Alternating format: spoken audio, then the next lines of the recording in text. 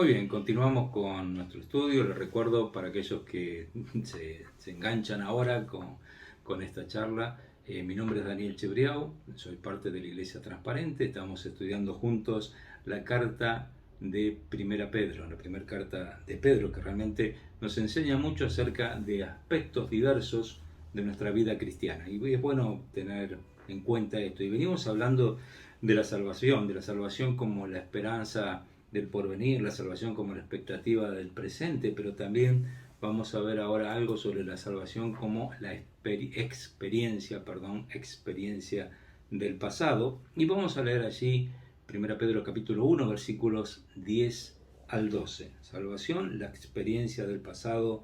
1 Pedro 1, 10 al 12 dice así: los profetas que profetizaron de la gracia destinada a vosotros inquirieron y diligentemente indagaron acerca de esta salvación, escudriñando qué persona y qué tiempo indicaba el Espíritu de Cristo que estaba en ellos, el cual anunciaba de antemano los sufrimientos de Cristo y las glorias que vendrían tras ellos. A estos se les reveló que no para sí mismos, sino para nosotros, administraban las cosas que ahora os son anunciadas por los que os han predicado el Evangelio por el Espíritu Santo enviado del cielo, cosas en las cuales anhelan mirar los ángeles. Realmente es hermosa la palabra del Señor.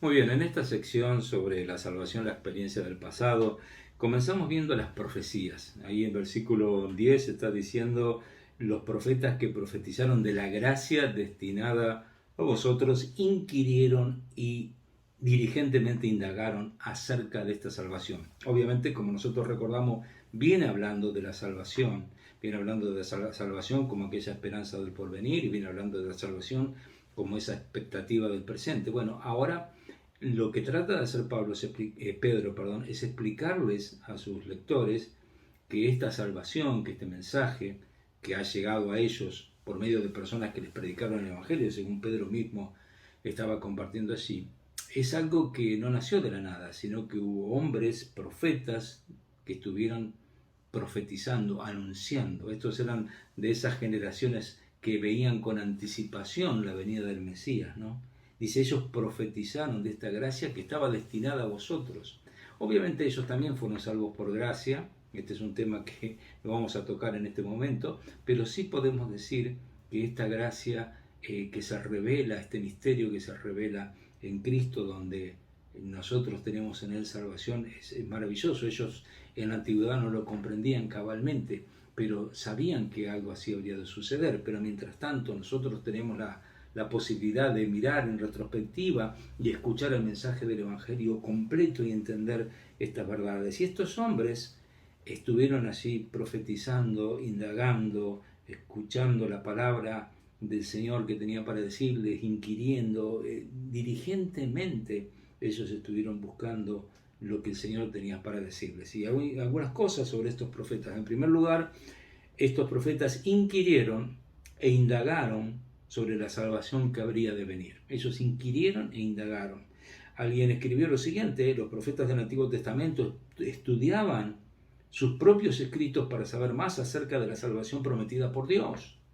Aunque creyeron y fueron salvos de su pecado por esa fe mediante el sacrificio que Dios proveería en Cristo, no pudieron entender por completo todo lo que implicaba la vida y la muerte del Señor Jesucristo.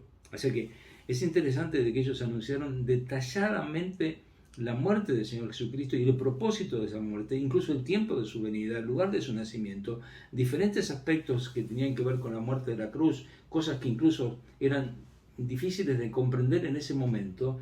Ellos trataban de leer para tratar de tener más luz al respecto, y estudiaban, escudriñaban, le prestaban atención a sus propios escritos y a los escritos de otros profetas que eran contemporáneos o anteriores, porque ellos querían saber más. Obviamente no tenían la posibilidad de entender todo, eso lo pudimos entender, pero fueron salvos porque tenían la expectativa en ese sacrificio que habría de venir. Y ahora nosotros sabemos que no solamente ellos inquirieron e indagaron, sino también que el Espíritu Santo les reveló todo lo referente al Mesías de Israel. dice, escudriñando qué persona y qué tiempo indicaba el Espíritu de Cristo que estaba en ellos. El Espíritu Santo estaba trabajando sus vidas, guiándoles para poder mostrarles cuál era la palabra de Dios. Nosotros en el estudio de la palabra de Dios, en la teología, tenemos un concepto con respecto a la Biblia, que creemos que la Biblia ha sido inspirada, verbal, palabra por palabra y plenariamente, completa en todo su contenido, que fue inspirada por Dios, exhalada la palabra por Dios. Es una palabra que Dios sopló en aquellos hombres, y cada persona que escribió tenía su propia característica. La Biblia nos llega a nosotros a lo largo de 1500 años, escrita por 40 autores diferentes, con un solo tema, que es la redención del ser humano. Y todos estos hombres fueron escribiendo guiados por el Espíritu Santo, y en la inspiración, el hecho de que Dios sopló la palabra, el hecho de que Dios nos dio la palabra, se reúnen dos elementos. Uno es el elemento humano, los profetas, y el otro es el elemento divino, la revelación del Espíritu de Dios. Dios obró para decirnos exactamente lo que Él quería decirnos. Usó elementos humanos. Obviamente Moisés no era igual que Isaías, ni Isaías fue igual que el apóstol Pedro. Cada uno era diferente en su lugar, en su idioma, en sus costumbres, en su manera de manejarse, en todo lo que fuera. Pero la realidad es que a pesar de ello, todos fueron guiados por el Espíritu Santo para escribir exactamente lo que el Espíritu Santo les dijo que tenían que escribir. Así que cada hombre en cada momento tenía un mensaje, pero ese mensaje era el mismo mensaje de Dios. Y este mensaje era la gracia destinada a vosotros, dice Pedro, esta salvación, dice. O sea que Dios siempre manifestó gracia.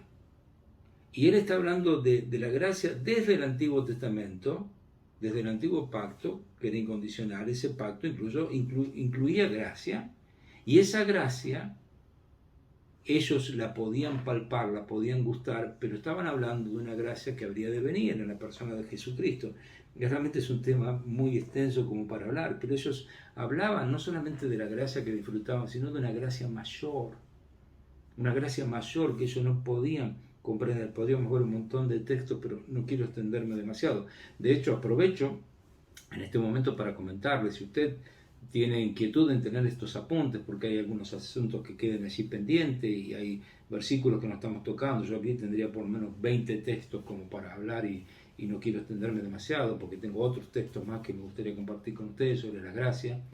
La realidad es que usted me puede pedir, pídame el apunte, o sea, envíenos un mail, un correo electrónico, un mensaje de WhatsApp por el grupo, ahí en Facebook deje un mensaje debajo que solicitando los apuntes, y se los estaremos enviando. Eso desde ya, perdón que no lo avisé antes. Ahora, nosotros tenemos que tener en cuenta que hay la salvación que nosotros recibimos tenía, por así decir, ciertos agentes divinos, ciertos agentes especiales que Dios iba a utilizar para poder manifestar la grandeza de la salvación. Los profetas del Antiguo Testamento ellos cumplieron un gran rol en ser un elemento de Dios, un agente de Dios para poder proclamar la salvación. El Espíritu Santo, por supuesto, fue quien nos ha revelado la palabra de Dios. Los apóstoles del Nuevo Testamento, como Pedro, también han sido parte importante. Pedro está hablando aquí, dice, a esto se les reveló no para sí mismos, sino para nosotros, administraban las cosas que ahora son anunciadas por los que os han predicado el Evangelio. Se refiere a los apóstoles y profetas del tiempo de la gracia. Y hoy en día se refiere a aquellos que van a predicar el Evangelio. O sea, tiene que ver con estos agentes que Dios utilizaba, personas que eran siervos de Dios para esto. Y también dice los ángeles, estas cosas anhelan mirar los ángeles. Ahora, podemos hablar muchísimo de la gracia, y es un tema extenso, precioso, y bueno, larguísimo, pero acerca de la gracia tenemos que tener en cuenta algunas cosas. En primer lugar, dice 1 Pedro capítulo 5, versículo 10, que Dios es el Dios de toda gracia, más el Dios de toda gracia que nos llamó su gloria eterna en Jesucristo. Después que hayáis padecido un poco de tiempo, el mismo se perfeccione, afirma, fortalezca y establezca, dice Pedro al final. Es el Dios de toda gracia. Dios es el dador de toda gracia. Cuando nosotros pensamos en la gracia de la cual escribían estos profetas tenemos que pensar necesariamente en Dios, quien es el dador de la gracia. También podemos pensar que el trono de Dios es un trono de gracia. Por eso dice Hebreos capítulo 4, versículo 16, acerquémonos pues confiadamente al trono de la gracia, para alcanzar misericordia y hacer gracia para el oportuno socorro. Esto es precioso, podríamos hablar muchísimo de esto, ¿no? El Espíritu Santo, al mismo tiempo, es el Espíritu de gracia.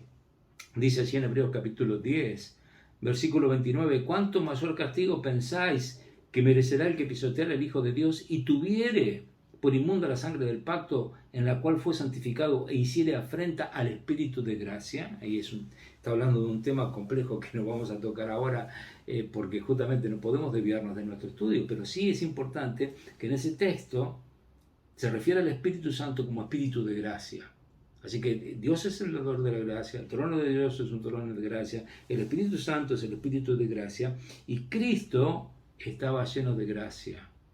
Dice así en Juan capítulo 1, versículo 14, y aquel verbo, Cristo, fue hecho carne y habitó entre nosotros y vimos su gloria, gloria como del unigénito del Padre, lleno de gracia y de verdad. El Señor Jesucristo es la gracia personificada, el mismo, gracia, pura gracia, y es maravilloso pensar en Él. Así que fíjense, la Trinidad entera es gracia del Padre, del Espíritu Santo, el Hijo, y el trono de Dios es un trono de gracia. Ahora, esta gracia, ¿cómo se describe? Bueno, se describe en primer lugar como abundante. Hechos capítulo 4, versículo 33 dice, con gran poder los apóstoles daban testimonio de la resurrección del Señor Jesús y abundante gracia era sobre todos ellos. La gracia siempre es abundante, la gracia es soberana. Romanos capítulo 5, versículo 21 dice, porque para que así como el pecado reinó para muerte, así también la gracia reine por la justicia para vida eterna mediante Jesucristo Señor nuestro. Dice que la gracia reine. La gracia no es un elemento de Dios que es débil, sino es un elemento fuerte, soberana, poderosa. También es rica esa gracia. Efesios 1.7 dice, en quien tenemos redención por su sangre, perdón de pecados según las riquezas de su gracia. Efesios 2.7 dice, para mostrar en los siglos venideros las abundantes riquezas de su gracia y su bondad para con nosotros en Cristo Jesús. No estamos hablando de una gracia pobre, estamos hablando de una gracia abundante, una gracia rica, pero más aún, dice Romanos 5.15, pero el don no fue como la transgresión. Porque si por la transgresión de aquel uno murieron los muchos, abundaron mucho más para los muchos la gracia y el don de Dios por la gracia de un hombre, Jesucristo. Me está diciendo que la gracia abundó mucho más, o sea, es súper abundante. Es maravilloso pensar en eso. Decíamos que 1 Pedro 4.10 nos habla de la multiforme gracia de Dios, ¿se acuerdan? Esa gracia que tiene de todos los colores para nosotros. Es maravilloso pensar de esa manera, esa gracia maravillosa del Señor para nuestra vida. Hay tantos textos que podemos estar viendo que realmente me gusta pensar en ellos, pero también podemos considerar, por ejemplo, 2 Corintios 12.9, donde el Señor dice, y me ha dicho, Pablo dice, me ha dicho, bástate mi gracia, porque mi poder se perfecciona en la debilidad. Por tanto, de buena gana me gloriaré más bien en mis debilidades, para que repose sobre mí el poder de Cristo. La gracia es suficiente. Es suficiente. Todo lo que necesitamos es la gracia de Dios. Esa gracia multiforme que cubre todos los aspectos de nuestra vida. Es suficiente. Y Efesios 1.6 dice, para la alabanza de la gloria de su gracia. A la alabanza de la gloria de su gracia, con la cual nos hizo aceptos en el amado. Esa gracia es gloriosa. Es gloriosa. Es maravilloso pensar en esto. Pero nosotros, como creyentes, por causa de la gracia, somos herederos de la gracia. 1 Pedro, capítulo 3, versículo 7, hablando del matrimonio, ya vamos a tocar ese pasaje un poquito más adelante cuando estudiemos, dice, vosotros maridos igualmente vivid con ella, con las esposas, sabiamente, dando honor a la mujer como a vaso más frágil y como a coherederas de la gracia de la vida, para que vuestras oraciones no tengan estorbo. Somos coherederos de la gracia del matrimonio y cada uno de nosotros somos herederos de esa gracia que el Señor nos ha dado. Es hermoso esto. Romanos capítulo 6, versículo 14 dice, porque el pecado no se enseñoreará sobre vosotros, de vosotros, pues no estás bajo la ley, sino bajo la gracia, lo que hablábamos antes, ¿no? Hoy el poder del pecado, el pecado no tiene poder sobre nuestra vida porque estamos bajo la gracia de Dios y esa gracia nos renueva. Es hermoso pensar que estamos bajo la gracia del Señor. Juan capítulo 1, versículo 16. Es una continuación de lo que el Señor era, ¿no? En sí mismo presentado como que Él estaba lleno de gracia y de verdad, pero después dice, porque de su plenitud tomamos todos y gracia sobre gracia. Somos receptores de esa gracia que llegó a nosotros en Cristo. 1 Corintios 15:10, escuchamos al apóstol Pablo diciendo, pero por la gracia de Dios soy lo que soy. Y su gracia no ha sido en vano para conmigo. Antes he trabajado más que todos ellos, pero no yo, sino la gracia de Dios conmigo. Y es maravilloso lo que la gracia hace a nosotros. Nos hace útiles, instrumentos útiles en las manos. Y no importa lo que hagamos, porque al fin y al cabo, quien hace la obra es la gracia de Dios. Es hermoso pensar en la gracia de Dios. Ven tantos textos que podemos pensar. 2 Corintios 1:12 dice, porque nuestra gloria es esta, el testimonio de nuestra conciencia, que con sencillez y sinceridad de Dios, no con sabiduría humana, sino con la gracia de Dios, nos hemos conducido en el mundo y mucho más con vosotros. 2 Corintios 1:12, 2 Corintios 1:12, donde estamos hablando de que somos lo que somos por gracia. De esa manera nos hemos conducido, Y esta gracia, como decía, le habíamos leído antes, Hechos 4:33, era abundante, ¿no? En los apóstoles.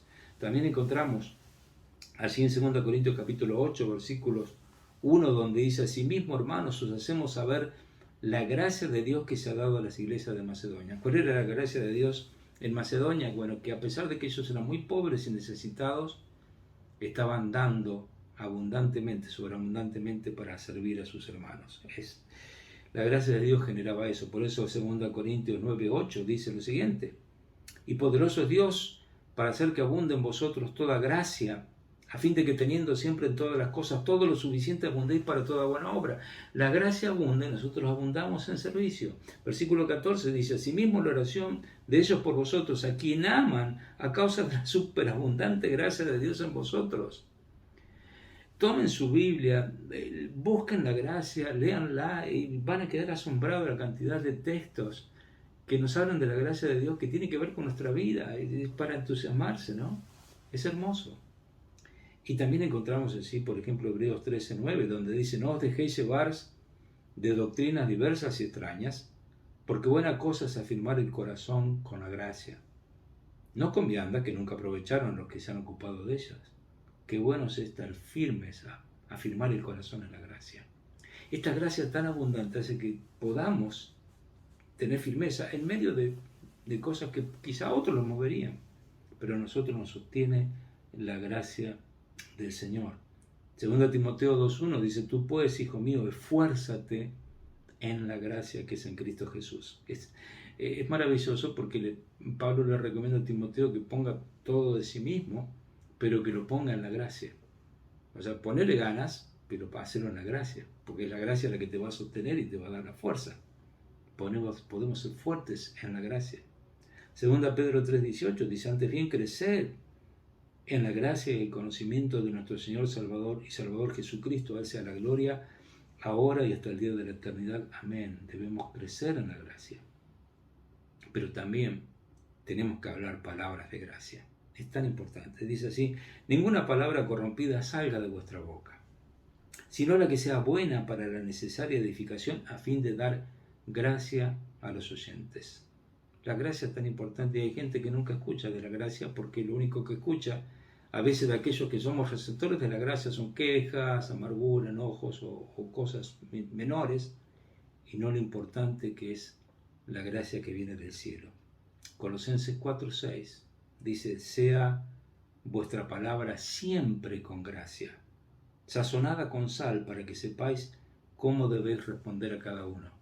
Qué lindo cuando invitamos a un amigo, a un ser querido, un pariente, a la familia y podemos preparar una rica comida, un asado, ¿no? Todos nos gusta mucho eso. y decimos, bueno, preparamos esto y le damos con un buen sabor. Y le ponemos el corazón y las ganas a que esto tenga buen sabor porque queremos darle la mejor comida a aquella persona que amamos. Dice que tu palabra sea sabrosa, sazonada con sal. Y la sal, en este caso, es la gracia, lo que le va a dar el sabor. Así que estas profecías tenían el propósito de anunciarnos esta gracia, y esta gracia realmente transforma nuestra vida.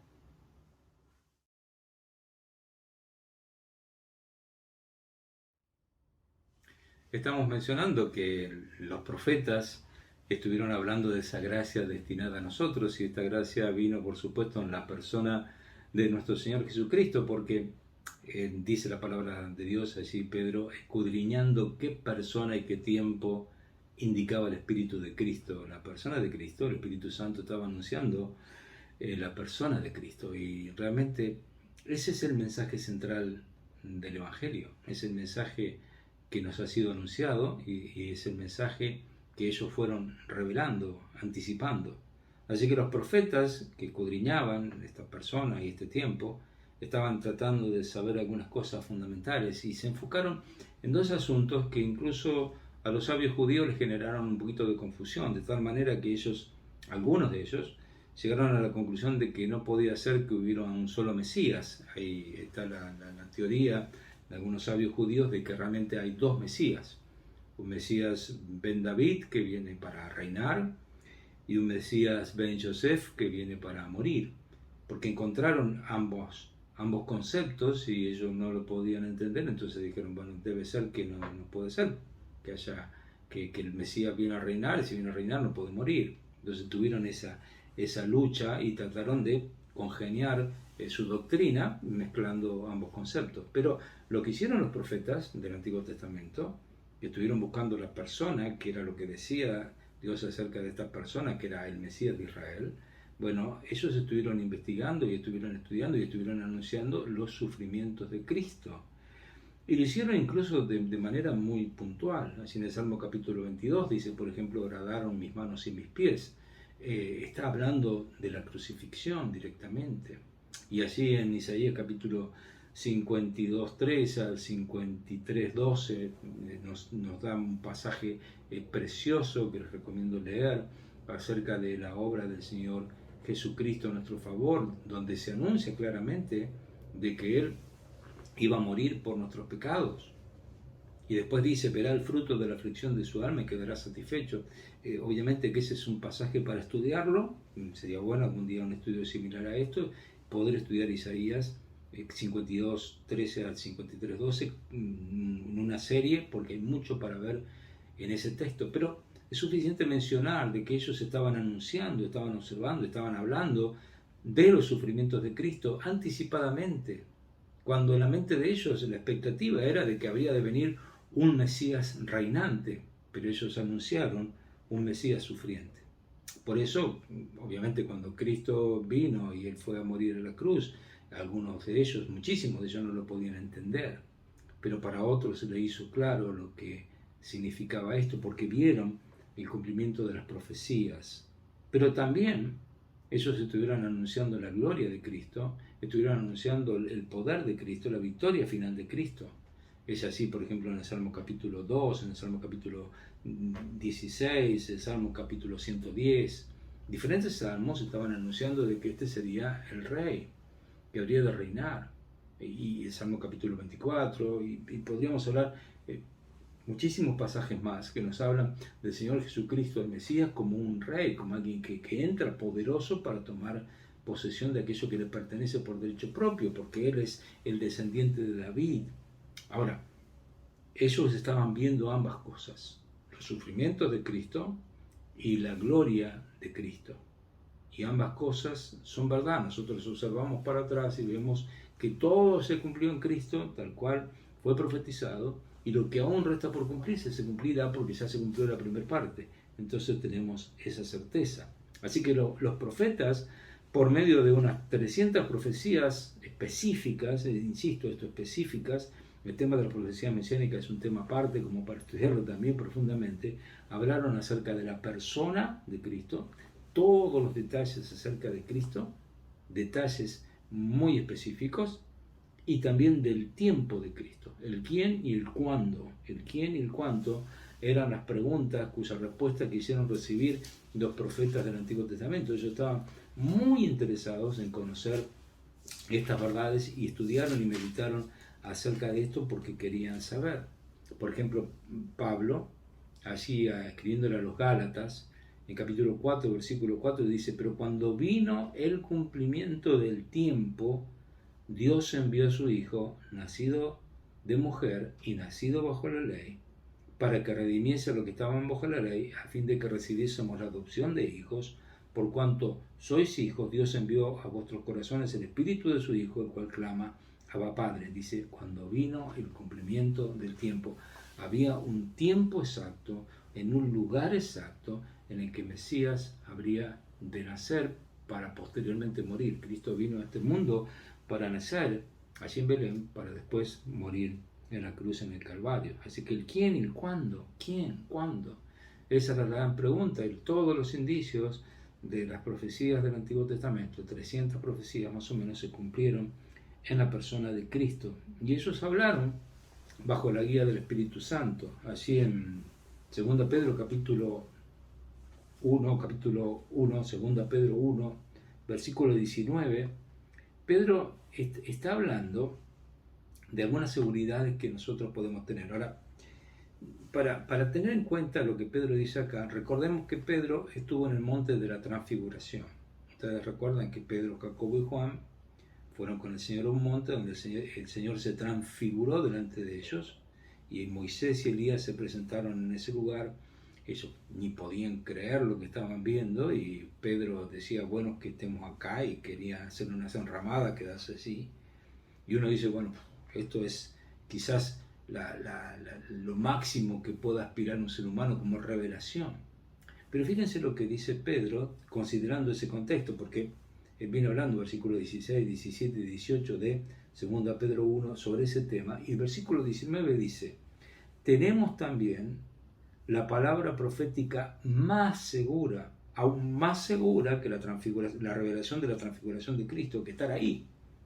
Aún más seguro que eso, tenemos la palabra profética más segura, a la cual hacéis bien en estar atentos, como una antorcha que alumbra en lugar oscuro hasta que el día esclarezca y el lucero de la mañana salga en vuestros corazones. ¿Por qué dice esto Pedro? Porque una experiencia pasa en el tiempo, es un momento puntual. Pedro pudo haber estado en el monte, haber tenido esta experiencia de ver a Cristo transfigurado, pero eso fue un momento y después eso pasó. Pero la palabra escrita es una palabra profética segura, porque se puede escudriñar, se puede investigar y se puede descubrir cada día verdades que son mucho más profundas. Por eso dice, entendiendo primero esto, dice Pedro, que esta palabra profética tiene una característica, que ninguna profecía de la Escritura es la interpretación privada, porque nunca la profecía fue traída por voluntad humana, sino que los santos hombres de Dios hablaron siendo inspirados por el Espíritu Santo. O sea, lo que quiere decir esto es que Dios exhaló su palabra y nosotros hemos recibido la palabra de Dios, que es la palabra verdadera que fue escrita por hombres que recibieron ese soplo del Espíritu Santo sobre sus vidas para poder escribir exactamente lo que Dios tenía para decirnos.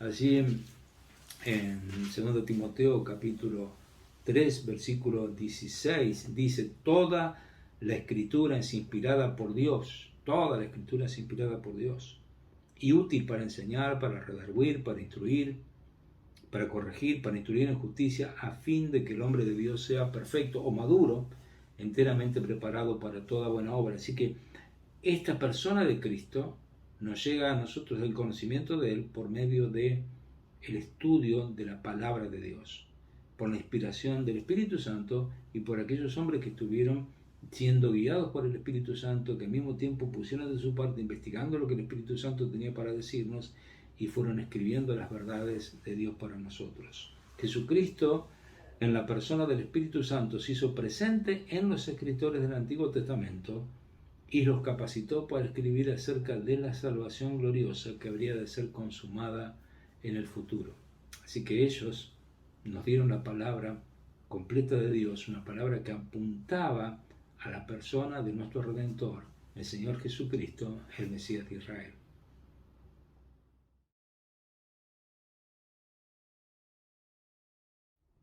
Así en el versículo 12 de 1 Pedro capítulo 1 dice: a estos, a los profetas de los cuales venimos hablando, se les reveló que no para sí mismos, sino para nosotros, administraban las cosas que ahora os son anunciadas por los que os han predicado el Evangelio por el Espíritu Santo enviado del cielo, cosas en las cuales anhelan mirar los ángeles. Estos profetas obviamente vieron esta salvación desde el pasado, desde nuestro pasado, vieron la salvación como una realidad en la persona del Señor Jesucristo, anunciaron sus sufrimientos y anunciaron sus glorias también. Y ellos claramente nos explicaron qué era lo que el Señor iba a hacer a nuestro favor. Muy bien, ahora llegó un momento donde esta palabra que ellos anunciaron se nos ha sido predicada. Es el tiempo de la predicación, no es el tiempo de la profecía, del anunciamiento, sino es el tiempo de estar predicando aquello que ya se nos reveló. Y esto es lo que nosotros encontramos. Estas verdades ahora os son anunciadas, las cosas que ahora os son anunciadas por los que os han predicado el Evangelio por el Espíritu Santo. Esta verdad, que se aplica primariamente a los apóstoles, que fueron los primeros heraldos del Evangelio, obviamente tiene su correlato en cada uno de nosotros, que hoy en día tenemos las herramientas más que suficientes como para poder compartir el Evangelio a toda criatura, en todo lugar, donde sea. Nosotros podemos hacerlo y esta es nuestra responsabilidad, la predicación de la palabra. Algunas cosas que tenemos que tener en cuenta: no solo las visiones de los profetas son importantes. Esto es muy importante, porque algunas personas quedan, bueno, qué bueno estudiar la profecía. No solo eso, sino el mensaje de los predicadores, el mensaje del Evangelio. Ahora, ¿qué es predicar? Hoy en día, ¿qué es predicar? Entendemos, profetizar era anunciar que Cristo vendría un día. ¿Qué es predicar? Predicar es anunciar la salvación. Implica anunciar el Evangelio. Sabemos muy bien que evangelios son buenas nuevas. Ellos os han predicado el Evangelio.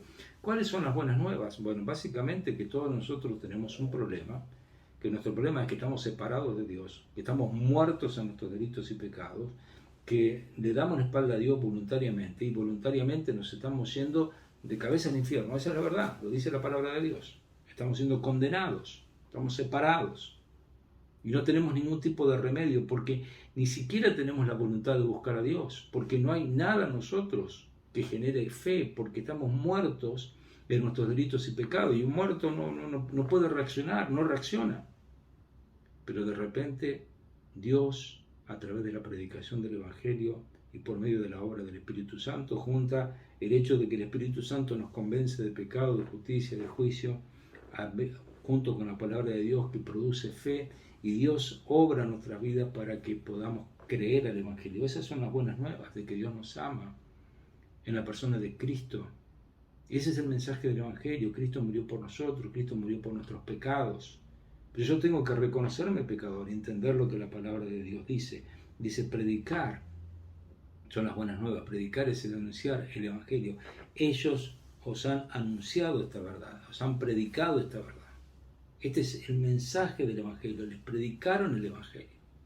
Y eso es lo que Pedro está enfatizando, lo está clavando allí como un clavo bien marcado. Y predicar, no solamente predicar el Evangelio, sino es predicar por medio del Espíritu Santo.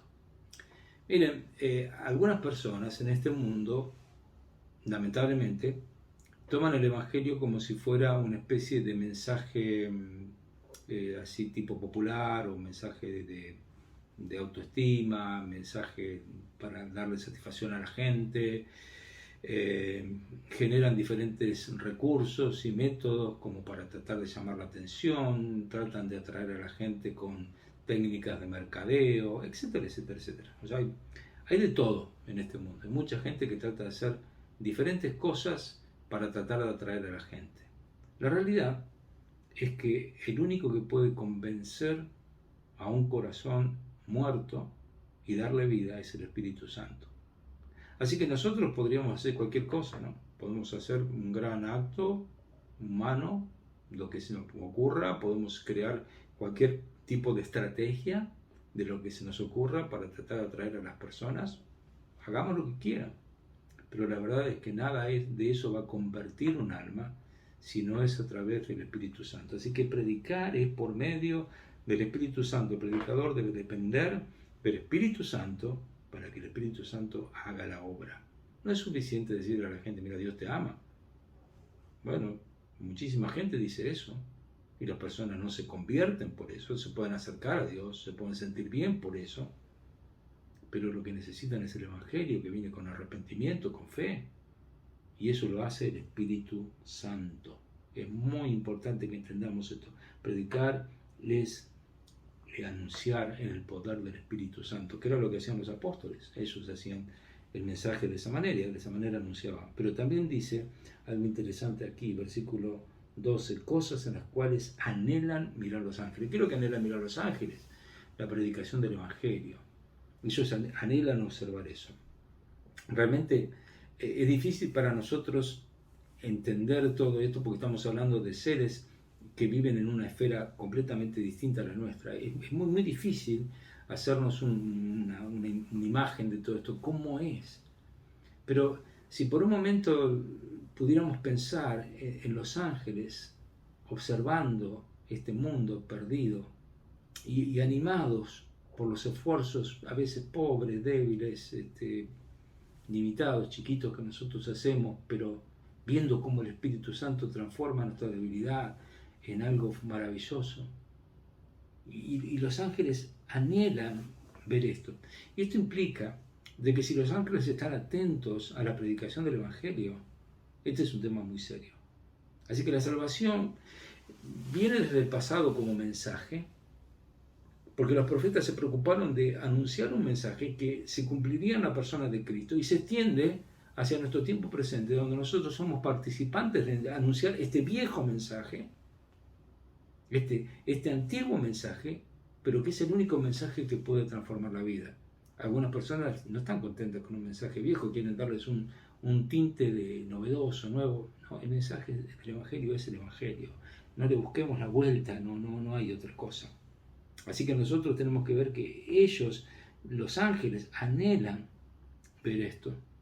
Y es un tema muy importante. Así que los apóstoles y predicadores del Nuevo Testamento tuvieron el privilegio de proclamar que las profecías escritas por los profetas del Antiguo Testamento se habían cumplido. Ese fue el privilegio que ellos tuvieron. Ellos realmente llegaron al punto donde delante de sus narices estaban cumpliendo las profecías acerca de Cristo y después tenían el gran privilegio, imaginen Pedro citando textos tras textos de la Biblia donde se estaba cumpliendo lo que el Señor había prometido en su palabra tiempo atrás. O imaginemos, por ejemplo, Esteban delante de Sanedrín, citando 114 textos del Antiguo Testamento, 114 textos en un mensaje, uno tras de otro, citando textos de la Biblia, uno tras de otro, para anunciar el mensaje del Evangelio. Qué maravilla pensar, ellos lo estaban viviendo, estaban viéndolo. Nosotros tenemos una perspectiva aún mayor, porque hemos recibido más revelación, hemos recibido más enseñanza y hemos tenido la oportunidad de estudiar por muchísimo tiempo más y tenemos recursos hasta decir basta. Y a veces no es suficiente.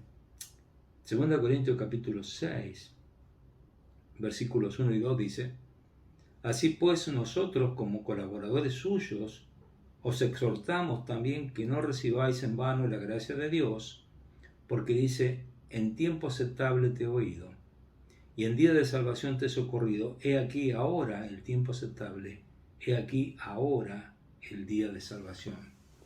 Y es hermoso porque Pablo dice: nosotros somos colaboradores, les exhortamos que no reciban en vano la gracia de Dios, no, porque este es el tiempo de Dios. Y el tiempo de Dios de predicar el Evangelio fue el tiempo de Pablo, el tiempo de Pedro, pero el tiempo de todos los que después le continuaron la obra, y es nuestro tiempo también. Esta verdad que se extiende desde la antigüedad, desde el mismo Edén, cuando Adán y Eva cayeron, ahí Dios ya reveló que un día un Mesías vendría a rescatar a la humanidad Desde ese momento, los hombres empezaron a tratar de investigar quién era ese Mesías, y nosotros sabemos quién es. Lo tenemos, esa gracia ha sido revelada a nuestro favor. Y es maravilloso pensar que nosotros tenemos la responsabilidad de predicar, de ser también aquellos que anunciemos y prediquemos el Evangelio por el Espíritu Santo.